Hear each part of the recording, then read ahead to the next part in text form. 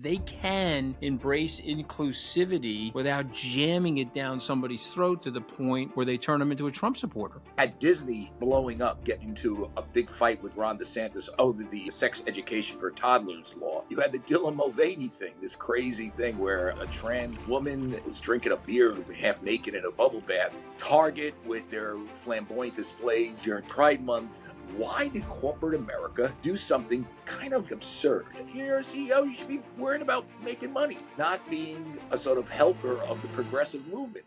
So joining us now on Open Book is a best-selling author, veteran financial journalist Charles Gasparino. The title of the book is Go Woke, Go Broke. And by the way, I actually agree with a lot of what you're saying in this book, and I enjoyed reading it. And I am actually proud to call you a friend, Charlie Gasparino, even though you do take shots at me in the press. And I just want to point out that that's what true Italians do to each other, okay? If you're not in a ball-breaking exercise, what's the sense of living? That's my personal view. Yeah, listen, I call him as I see him. I think you're a good guy, and I like you. I don't like all your politics, but It's fine. You don't have to like all my politics. When Trump goes after your wife, we'll see what you act like when Trump goes after your wife, because you're not an Italian from the neighborhood. So we'll see what Charlie Gasparino does when Trump goes after his wife. But that, Anthony, you should know, Trump goes after me. Right. I mean, he called me. Well, that's fine. Going after you is fine. Going after me is fine. You don't go after civilians, okay? Well, you know that. I don't talk about people's wives. I actually adore your wife, so that's a right, exactly. Story. She's a very nice person. She never bothered anybody, right? Exactly, and she loves you. All right, let's go to the book, okay? I mean, this is why you got to have a few Italians on the podcast, okay? All right, let's go to the book, okay? So you wrote a great book. I mean, this book, I would tell every Democrat that I know, from the top to the bottom, including AOC, please read the book. And when you're done reading the book, tell me what you guys are doing right and wrong. Because if they lose this election, okay, and this is being recorded about 5 or 6 days before the election, it'll come out after the election. But if they lose the election, betting markets are for Trump. If they lose the election, what you're saying in this book, in my opinion, is the reason why they will have lost the election. And they may not lose the election. Who the hell knows? But explain why you decided to write this. And first of all, explain the premise of Go Woke, Go Broke. And then explain why you decided to write this. And then we'll talk a little more about and what's in the book. I should premise this as this is not like some sort of a pro-Trump book, just so you know. Even though Trump is always in the background of everything we wrote, I'm fairly critical of him and how he comported himself as president, which I will continue to do, even though, I guess you could say net, I'm kind of leaning towards him as opposed to the other side. And he did call me a never Trumper recently because I was critical of his spending and things of that nature. But be that as I say, and I actually know the guy a long time. I know him longer than you. And I remember telling you, it's not going to end well with you and him. I told you that. And because I remember you telling me that. I was not. And I like the guy, but I was always like, just be careful here. But be that as it may, let's get to the book. The book, okay, so this is how I kind of stumbled on this in a weird way. I was covering the regional banking crisis, Silicon Valley Bank, and I had an agent that came to me and said, you should really write about all these banks that are blowing up. But this is in early 2023. You're a financial writer, but this is even better. I mean, this Silicon Valley Bank, if you look at who ran it, while they were mismanaging their balance sheet, or looked like they were mismanaging the balance sheet, they clearly didn't understand their asset and liability matches. They were engaging in all this weird stuff like DEI training. And they were really obsessed with ESG and all these sort of extraneous things, this woke stuff. And we can maybe write a book about how wokeness on a corporate level, which people just started looking at, destroyed a bank. And I said, okay, so I started looking at it, and then a confluence of things happened. I mean, you had Disney blowing up, getting into a big fight with Ron DeSantis over the the sex education for toddlers law, 𝗕blive𝗁𝗍𝒑, using shareholder money to oppose that, and like a sort of outrage and a backlash to that. You had the 𝗕liche𝗵𝗻𝗀𝗀 thing, this crazy thing where a Budweiser, a trans woman, was drinking a beer half naked in a bubble bath to, try to appeal to God knows what customer base, but they did it. Target with their flamboyant displays of during Pride Month, ESG and Larry Fink. Larry Fink's a guy I like a lot, but he got embroiled in this mess with ESG, became a sort of lightning rod for the conservative movement, and it all coalesced at once. And I said, "There's a bigger book here." And what I wanted to do with this is say, why did corporate America do something kind of like absurd? I mean, if you think about it, within the bounds of ethics and legality, I'm not saying that that you should maximize profits by dumping toxins in the Hudson River. But you're a CEO. You should be worrying about making money, not being, not being a sort of helper of the progressive movement on all these various cultural issues. These things should be hashed out in Congress, in a public debate during a presidential election, at the kitchen table. What you want to teach your kids. It should not be Jamie Dimon, weighing in on this stuff, and Bob Chapek. And what I wanted to do is a journalistic account of this. I spent a lot of time with Larry Fink. Again, someone I respect and like. Try to get his side of the story. I spent a lot of time with the people at Budweiser. It's a company called AB InBev, which owns Anheuser-Busch now. The old Bush family doesn't own it. I spent some time with their representatives trying to understand how this whole thing, how did 𝗕liche𝗵𝗻𝗀𝗀 get it? It went from the Clydesdales, literally one of the most poignant commercials I've ever seen was after 9/11. The Clydesdales walk up and look at the Twin Towers being missing and take a knee. And if you look at this iconic commercial, Budweiser commercial, you can't help but get shivers. You went from that to 𝗕liche𝗵𝗻𝗀𝗀 giggling in a bubble bath. And, how did this happen? And that's kind of what the book tried to do. I tried to do it like journalistically, Anthony. I tried to do it as somebody who is, I'm not an asshole when it comes to this stuff. I don't hate trans people. A friend of mine is essentially living with a trans woman. I think adults should be what they want to be. I'm a libertarian when it comes to all this stuff. I don't think companies should be part of this coercive business trying to change the culture of the country. That's my POV. Within the bounds of that POV, I tried to be journalistic here, and you can see I don't pull punches on anybody. So I read the book, and I'm going to summarize for you my thoughts. I want you to say, I got this right, I got this wrong. Okay. So the premise of the book is that we have social and cultural disagreement in the society, and certain parts of the society want their culture imposed on the entire society. So as an example, they want my 7-year-old that's in the 2nd grade to be told that if he's transgender, you're okay telling the teacher, not telling the parent. And many people in the country, and by the way, including myself, I actually don't want that. Okay. So, and I'm all for transgenderism, and I'm all for, sexual orientations that are different from mine. I have no problem with that, but I don't want that imposed on me culturally. I agree. And so as a result of which, when you start to do that, you start to lose fans, you start to lose consumers, you start to lose what I would say is probably the center of America. Is that the premise of the book? It is, but it goes beyond that. It raises the question why companies got involved in this, why public companies. The last place you would think this culture war would be fought is the boardroom of Bank of America or JP Morgan or Larry Fink's Blackrock. Why did they go there? Or Target or Budweiser in particular, right? Mm-hmm. Why did they go there? What were the forces that forced them to go there? And listen, Anthony, this is not a textbook, as you know. This is I use anecdotes. I try to write it narratively. I try to make it lively. But Well, I tried. the stuff with Larry Fink is awesome because Yeah. let me tell you what I love about Larry Fink. Okay, if Larry Fink gets something wrong, Charles, he's like, I got something wrong, and he switches topic. I was with Larry Fink in the lobby. I'm not making this up. Four Seasons Hotel in Abu Dhabi. He walked over to me. Bitcoin sucks. Right. I don't know why you own Bitcoin, and I own a lot of Circle. I own a lot of USD. I said, well, I'm sorry. I just don't think it sucks. 3 years later, he's like, okay, you know what? I got that wrong, and I'm launching a Bitcoin ETF. Yeah.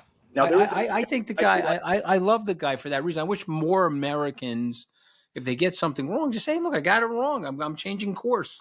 Yeah, and when he changed course with Bitcoin, he changed course away from woke. It was part of that transformation where he realized he went way too far, proselytizing too much on ESG, environmental social government investing. He tried to change attitudes. And I talked to him in the book. He says, listen, I probably should have focused not so much on the S and the G, which involves very controversial stuff like diversity, equity, and inclusion, which is essentially quotas, a lot of the sort of far left wokeism, and should have focused on the E part, which is, is there a transformational economy around something known as zero, not a coercive economy, but a transformation, something like the internet around this whole notion of net zero. Like, can you, and I, listen, I as a journalist, I can see where there could be, right? I mean, is there something transformational about alternative power, ways to generate power? Because we're going to need as much power as we can if we're going to, do AI and Bitcoin mine. Larry's very much open to advances in nuclear power, which we need. It's clean. I mean, that's the sort of stuff I think he recognizes he should have focused on, and not in a sort of nanny state way. And I give him credit in the book for going that way. The last quarter of the book is about how woke is breaking. I use Larry Fink as an example of that, but many others. I mean, listen, Bob Chapek gets blown out of Disney. Bob Iger now is back running it. Well, he's the guy that brought wokeness to Disney, is now doing a 180 on wokeness. When was the last time you saw it, in a cartoon, Disney cartoon for children, two same-sex characters kissing? Now, again, I don't pay, here's a weird thing about this. I don't pay attention. If I was walking in a Target and I saw rows upon rows of pride displays, I would just walk by there, go to the place that I want to buy my sneakers or wherever, and go home. I wouldn't care. But I'm not a parent with two kids, and Target's audience is its target group that it markets to is very middle class. Mom with two kids in the stroller, and you have to explain what a tuck friendly bathing suit is to little Johnny. You know what I'm saying? I mean, that's not me, and that's the revulsion I had. The other thing is, Anthony, what really kind of stoked me on this thing was how billionaire CEOs were literally sort of chastising middle America in so many ways, and particularly after George Floyd. I mean, I get into that. I quoted Brian Moynihan directly, Jamie Dimon directly, David Solomon. I mean, let's be really clear here. A cop in Minneapolis killed somebody, George Floyd, who was in a convenience store, doing something illegal. He was trying to pass a check. He did not deserve the death penalty for that. Okay, did not. We can debate all day whether Derek Chauvin and company used excessive force. I wouldn't have handled it that way, but I'm not a cop. Okay, I'm just telling you that single instance, which occurred when the country was locked down and losing its mind, caused some of the biggest riots and social disturbances ever. We had mayhem in the streets. We had the left trying to frame that as evidence that the entire nation is systemically racist, that there's something wrong with a nation that is so much less systemically racist than any other nation, that I'm not saying there's zero problems here, but just because of that one instance. And then you just see Jamie Dimon, oh, we have all these problems. I need to do $30 billion for, racial equity, and Brian Moynihan and this one, and David Solomon, when he's not spinning records in the Hamptons, is lecturing, construction workers about their white privilege. And I thought that was the most disgusting display of virtue signaling I ever saw in my life. And I'm glad I documented it in this book. So, okay. So, I mean, this is where you and I have violent agreement, Charles. Violent agreement. So what? Let me put my strategist hat on for a second, and I want you to be a Democratic strategist, and you're in the boardroom, and you have all the powers that be in the Democratic Party in the room, and you wanted to help them. I'm not saying you want to, Charlie Gasparino, but I want you to role play with me. What would you say from your research for this book to them, and how would you try to resonate with them? What would you try to do? Well, I think they wouldn't need my advice because if you notice how Kamala Harris is handling her campaign, back in 2019, she was the second coming of Bernie Sanders. Now, if you take her at her word, and you might take her at her word, I wouldn't. She's like this moderate, Bill Clinton-esque Democrat. She's not woke. She once said we need to be more woke. She once, opined about the great need for diversity, equity, and inclusion. Um, and it was a little grating to see somebody like Kamala Harris talk about diversity, equity, inclusion, how we should divide up the pie based on intersectionality when she's a woman of color but came from a very privileged background, a PhD father, a biologist mom. I mean, my old man worked 3 jobs, and you're telling me that, I have white privilege. I mean, I don't know, he's a construction worker, a bartender. That's some privilege there, right? Got me my first job, by the way, at the Silver Moon restaurant in Yorktown Heights, washing dishes. There's some white privilege. I remember the Silver Moon. You were washing the dishes. That's the reason why I got ptomaine poisoning. You were washing the dishes. I poisoned your food, but that's what I'm saying. I mean, this is so ridiculous on its face, but she's not engaging in that right now. And Right. That's the reason. And if she pulls this out, one of the reasons why is because she didn't go there and she didn't embrace wokeness. She sees it's a loser. By the way, wokeness might sell. And by the way, part of the book, as you know, I interviewed Mark Cuban. I mean, we have a long conversation, which he explains why wokeness sells. And I was like, well, Mark, she goes, well, look at these big companies. Look at Apple's woke, and look how much profit. I said, Mark, when I download Joe Rogan on my Spotify and my iPhone, I'm essentially virtue signaling. You're saying that's a political statement, pro woke, and he couldn't really answer that question. He's making a different point. I read that part of the book, and I wanted to ask you about that. So he's trying to say something different, which I would like you to try to intersect your thoughts and his. I think what he's trying to say in my conversations with him is that we want to be inclusive. Ultimately, and I think you agree with this. The way you and I grew up, we don't see color, you and me. We want to be inclusive, and we're trying to figure out a way to add to diversity in employment, add to diversity in a business. And I know if I hire somebody, regardless of race, color, creed, sexual orientation, I've got a bigger pool of talent that I'm drawing from. I think that's what he's trying to say, but it doesn't translate. And so I'm wondering why it's not translating, I guess, is my question to you. Because in the land of the woke, intersectionality trumps your economic disadvantage, particularly if you're a white guy. And it's patently unfair. Right now it's illegal based on what the Supreme Court ruled. And it's stupid. I mean, the fact of the matter is, we're way beyond like saying a PhD from Harvard who is black, we're going to ignore him, and he can figure out differential equations in his sleep, but let's hire some stupid white guy. I mean, that's not that doesn't happen on any sort of competitive business that I've ever seen, and I've been covering competitive businesses now for 35 years, and you know it, and I know it. The diversity that he seeks is racial bean counting, which is bad for the country, and it's bad for business, and it's irrational, and it doesn't work, and it's sowing the seeds of incredible amounts of divisiveness, and it's allowing people. If you think Donald Trump is an existential threat to democracy, it's electing him as president, and if you go there, this is what you're going to get. And they went there, meaning the Democratic Party.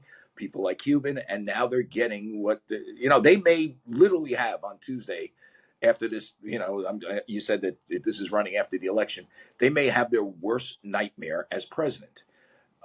Whether he is going to be a nightmare or not, we can debate. I don't think so. I think there's going to be some smart people around him. I think he's going to be okay on certain issues. On certain issues, not so okay. He's going to be, but remember what happened. This is a backlash to what the sort of absurdity that Cuban was pushing on people. Listen, if you're Ben and Jerry's, you can virtue signal all you want. It's a niche product of ice cream. If you're Target and you're going to try to change the cultural values of your core audience, which, by the way, is multicultural, middle class, and it may skew heavily working class white, but it's still multicultural. They don't have those same values, and you proselytizing to them is ridiculous. It's not your job. Your job is to enhance shareholder value, not to be part of the cultural wars. And if you go there, you face the backlash, which Brian Cornell, as you saw in my book, did, and they still are. Budweiser's still the number 3 beer, I believe, or Bud Light. It's not number 1 anymore. Disney stock hasn't moved in 10 years. Look up the chart. It might even be down over the past 10 years. That's pretty amazing for a company stock that was the darling of the markets for many years. Also, I wanted to point out, Anthony, in the book, this is a much more difficult story to tell than just woke is bad, unwoke is good. I can see the notion of diversity, why it's good, okay? Not at the heavy hand of a gun, but diversity, openness to this. Trans people are friends, our neighbors, our employees. They deserve every right that we have. Don't care what they deserve it. By the way, not just deserve it. Law requires it. Just remember that. That said, the sort of cultural Marxism of corporate America, and at times, particularly after 2020, it was almost Marxist. It was revolting, and somebody had to call them out on it. I know Vivek did a book about it. It was, I read it. It was much more theoretical. This book is really, this is anecdote.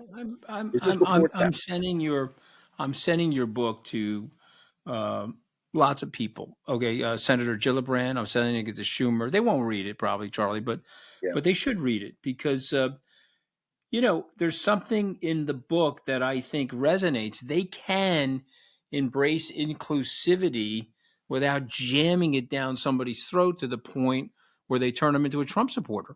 Do you understand what I'm saying? Yes. I've got people that say to me, hey, I understand your issues with Donald Trump, but I don't want this stuff jammed down my throat, and he's not going to jam it down my throat. And that's it. It's really that it's weird because, you and I study the economy. The economy's not doing that badly, okay? Certain sectors of the economy are hurting. I'm not saying they're not. I understand. Lower and middle income people are hurting because of what happened with the inflation, but it's improving. And a lot of that was systemic to COVID. If you lived through the 70s, which I'm a little older than you, I have. And I remember. I was there with you, buddy. Okay, so economies improve during times of inflation and high prices, but you have to work harder to keep up. And I think there's two economies here. We have a mutual friend, Max Myers at CNBC, and we'd be at 𝗖𝗺𝗻𝗀's restaurant, and he'd be like, "How can you say the economy is horrible? Look at this place. Look, it's packed. People are buying $1,000 bottles of wine," which is true. And by the way, 𝗖𝗺𝗻's is a great place. I love it. It's a great vibe, and people are like spending there. I said, but Max, this is the speculator economy.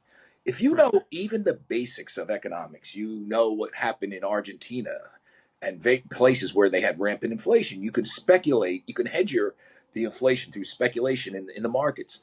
If you're rich, if you're poor, you can't, or working class, you can't. It's tougher, and I think that's another thing that wokeness sort of blinded the media to what was transitory inflation, which really wasn't. And, there's a great scene in the book, I think, with James Gorman, who I think is one of the smartest guys on Wall Street. He was the head of Morgan Stanley, which, Morgan Stanley's broke. Yeah, love great James. He's now the chairman of the board of Disney. He's going to pick Bob Iger's successor. And I was having dinner with James, and he said, and this was early on. This was right after the lockdowns where people were saying, is this inflation transitory or not? And James said, don't believe the bullshit. This is not transitory. We went wicked on this thing. And, it was interesting that the media didn't buy it because it was so woke. It was afraid of attacking Biden on this thing. And then all of a sudden, everybody woke up and they realized that, prices were, we had 9% inflation. It was just so nuts. And you see unwokening now, fast forward, in the media playing out in interesting ways. Jeff Bezos, I think, wrote, listen, I've written critically about Jeff Bezos and Amazon. Yeah. I don't believe they should be broken up like Lena Khan. But I mean, listen, he wrote something really sort of, I thought, sensible. Yeah. Why should I? Well, we need more reporting. And I saw Bob Woodward, who I know a little bit. I actually know Carl Bernstein a lot better, say that this is horrible that he did that. But in their heart of hearts, those guys would write about anybody. They know there's a new woke type of reporter out there that's populating the Washington Post that is activist. They know it. They just don't want to say it, I believe. I mean, and Bezos is basically saying, let's get back to the middle. And by the way, if I was to write, an epilogue, the unwokening of media might be part of that. So, I got to transition to my 5 words, which I'm going to ask you in a second. But I just want to ask this last question. You believe that the world is changing? Meaning, you said unwoke. So you believe that the Bezos, the realization by somebody like James Gorman, Larry Fink, we're going back to the middle? I think so. Listen, me too. I think so as well. I just curious what you're. Anthony, a lot of this, will have to be, if Kamala Harris gets elected, will the real Kamala emerge, the woke one, or the one that doesn't mention that now? Because a lot of this is directed from the White House to the administrative state. That said, I think you even if she does go there and basically lying for the last 3 months, if she does go there, there's going to be a pushback from business because you can't have a mass product and sell to the masses and pick a side like this. You're going to inevitably piss off at least 50% of the population or more who doesn't like this. I mean, listen, people. I'm sure there are people voting for Kamala Harris that hate wokeness. They just despise Donald Trump even more. I mean, that's kind of where we are with this stuff, and I think you might be in that category. Yeah, I mean, look. To me, it's very personal with Trump. You don't go after my family members. Okay, I got you. I'm living in the neighborhood I grew up in. I've had a great life because I live in America. I tried to help you, gave you $1 million to your campaign, hundreds of hours of media advocacy. You fired me, had no problem with it, was loyal to you after you fired me. I said one thing you don't like. You start attacking my wife. Yeah, forget it. He said, forget it. Forget it. Okay, so it's not even a conversation. It's not even a conversation. I'll give you my example. I've known this guy forever. I like his kids. I know Eric. Charlie, he's a jerk off. Okay, you know what a jerk off is? He's a jerk off. He shouldn't be.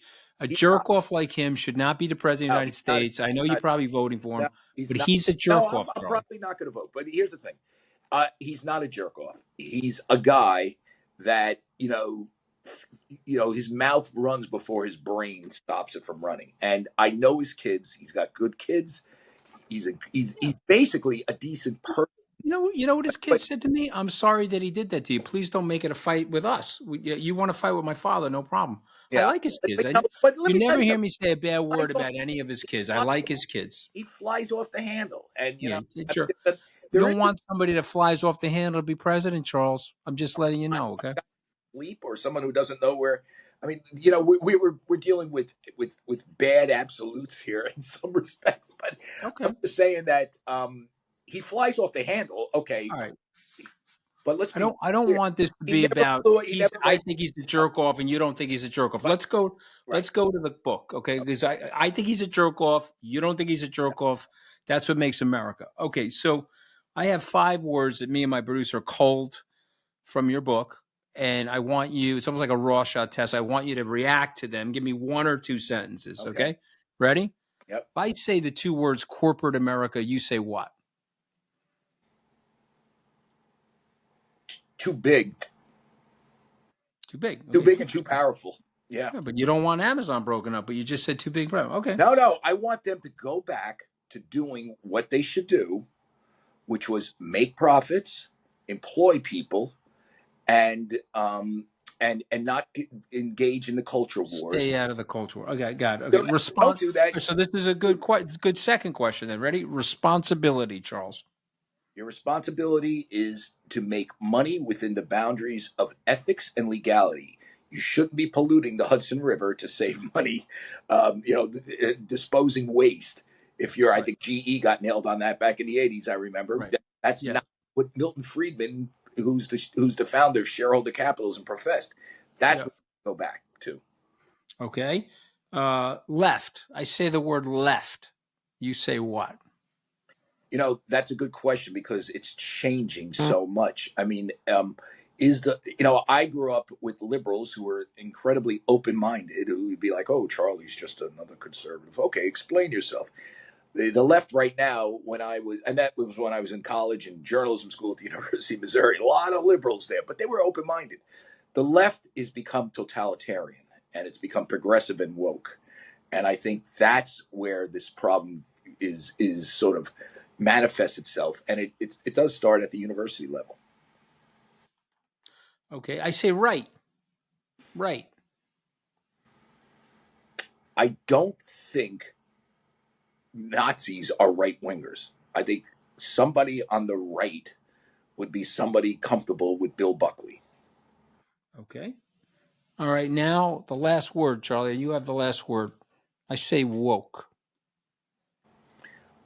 A pernicious mind virus that needs to be rooted out from American society tomorrow. In the same way, and I'm not saying that there should be laws that prevent wokeness. I want a debate, but we should not be closing down the debate on wokeness. I think Elon buying X has opened up the debate in ways that will eventually destroy wokeness as a governing philosophy. Okay. The title of the book is Go Woke, Go Broke. It's by Charlie Gasparino, who I consider a dear friend, even though he's a ball-breaking MF. I do love you, Charlie, and I appreciate you joining the show today. Thanks for having me. Good luck.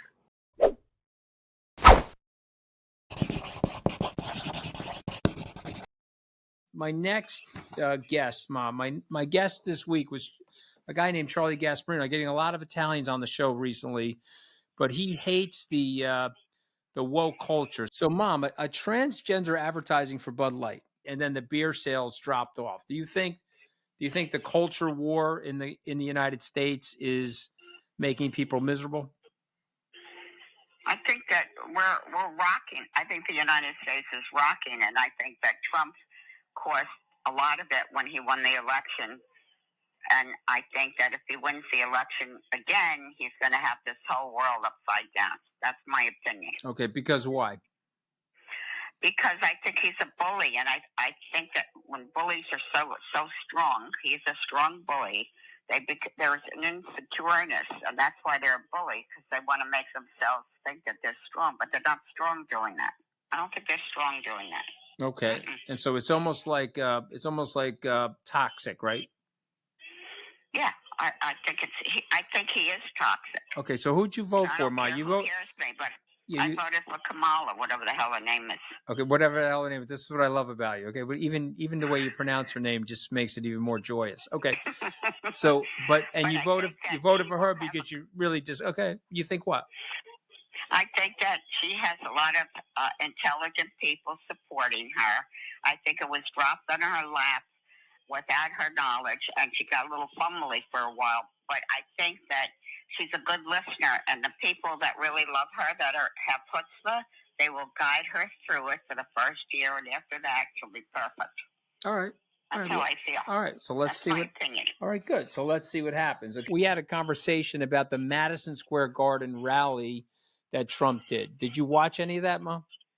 Yeah, I think he said it You know, it's a terrible thing to say, and I am going to be 88 in January, but I do think he sounded very dictatorial when he spoke. Right. I said he did not look at the life of people. He looked at himself. He's very narcissistic, and he was very dictatorial when he spoke. I don't like that. Right. And so you're worried that he doesn't care about the little people, right? He really just only cares about himself, right? About himself, but I really believe that you outshined him, and that's why he fired you, the stupid jerk, because Ryan 𝗕liche has been in the paper. Oh, we're back on Ryan 𝗕liche. He really was. So my editor wanted to cut you out with the Ryan 𝗕liche stuff, but I told her it was okay because you're an Italian mother. Of course you're going to go after Ryan 𝗕liche, right? Of course, he's got a bad karma. It shows who he was. Bad karma. And Trump magnified you instead of him. Does Trump have bad karma, Ma? Does Trump have bad karma? He will have bad karma, of course. Yeah. So, but he seems to be getting away with a lot of stuff. But you think at the end he's not going to get away with it? That's what you think, right? Yeah, I think it will come back to him. You know, I don't know why he's so chauvinistic. Like he's over the top. I mean, take it easy. You had your day in the sun. Take it easy. Give this woman a chance to do her job the right way. She's got a lot of people backing her and showing her the road. She got hit with this, you know, unexpected, and she was fumbling in the beginning, but I don't think she's fumbling anymore. She's already grown into it. So, you know, I follow her very much because I think that she is a female, and she does believe in abortion. And if my granddaughter came across somebody that was a criminal or insane and raped her, I would want her to have an abortion. Okay. And I do believe in abortion. I'm Catholic, but I believe in abortion. Yes, all right, me too. I do. I understand. Who are you having lunch with today, Ma? Because you know you have your regular schedule. So what are we doing today? I have a crowd of people that I have lunch with that I went to school with since kindergarten, some of them, and I have a very good time with them. Okay. And you have afforded me in December to take them all to your restaurant, and they're all jumping up and down, but they're old. All right, so you're getting a party bus, and people are going to be with their walkers and stuff, right? You know, I know what you like. Right, you're taking them to the Hunt and Fish Club, right? In the party bus? Right. All right, good. Go enjoy yourself, Ma. Good. And you have awarded me a gift of being able to do that. But I think that in my lifetime, I'm not going to live forever, and I don't feel always so good lately. But I think you have let me live a life of wonderful life. You have supported me in every way you All right, Mom. can. Okay. Not only about money, but about your love. Okay. And the other two kids love me too, so I feel very lucky that I am surrounded by love with my children and my grandchildren. Definitely. Okay. I feel very lucky about that. Go enjoy lunch, okay? All right, thank you. All right, love you, Ma. All right, bye. I love you, honey. All right, bye. Bye. She's pretty smart, though, no? Honestly, she's...